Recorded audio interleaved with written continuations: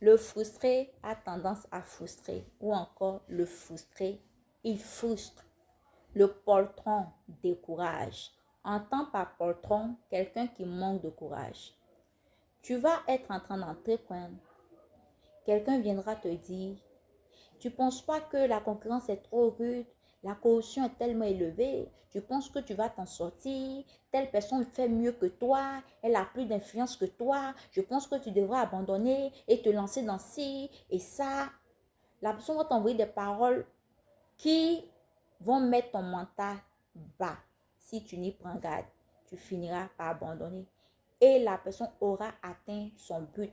Parce que son but, c'est que vous soyez au même niveau.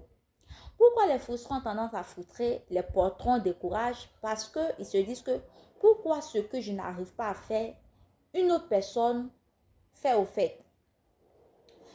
Le courage qu'il n'a pas de mener l'activité qu'il veut, d'entrer dans la relation qu'il veut être, peu importe, il se dit que les autres ne doivent pas avoir également ce courage-là. Donc, si tu es l'un de ses proches et que toi, tu arrives naturellement à faire certaines choses, la personne viendra te décourager. Pourquoi est-ce que tu fais ça? Pourquoi est-ce que tu n'as pas fait ci? Je pense que non. Je pense que les gens qui ont tendance à décourager, quand tu regardes dans leur vie, ils ne produisent rien. Ils sont là oisifs.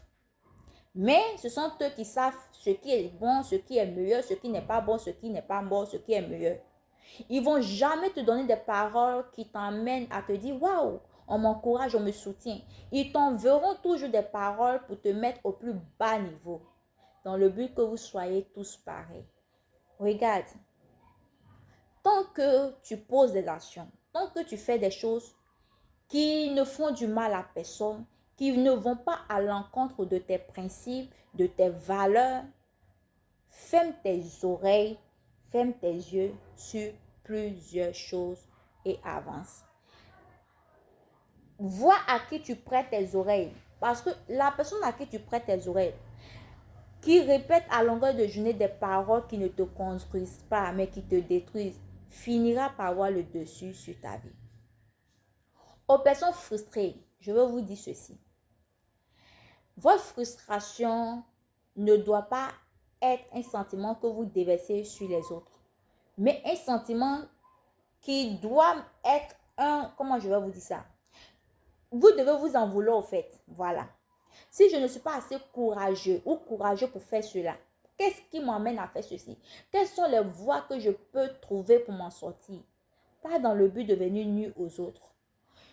Le bonheur de l'autre n'enlève en rien le tien. Le malheur de l'autre ne fera pas que toi, tu sois heureux.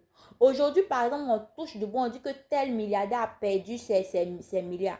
Est-ce que parce qu'il a perdu ses milliards, toi, tu deviens automatiquement milliardaire? Non. Il a perdu, c'est lui qui est dans la souffrance. Toi aussi, ta souffrance ne va pas bouger d'un iota, comme on le dit. Donc, à quoi bon? Le mariage de l'autre, est-ce que le mariage de l'autre voudrait dire que toi, tu seras maintenu dans le célibat éternellement? Non. Il y a beaucoup d'hommes, il y a beaucoup de femmes. Il y en a pour chacun. Apprends à te réjouir du bonheur des autres. Apprends à valoriser les gens. Apprends à les encourager. Parfois, dans l'encouragement que tu apportes à l'autre, tu ne sais pas, mais une assurance naît en toi et ce que tu ne pouvais pas faire, tu verras qu'à un moment donné, tu commences à t'y mettre. Frustré, sortez de là. Que Dieu restaure vos blessures et qu'il vous accorde de manifester la joie, la paix et que vous soyez des sources de bénédiction pour les autres, pas les sources de pleurs, de malédiction, de destruction. Que Dieu vous bénisse et qu'il vous bénisse abondamment.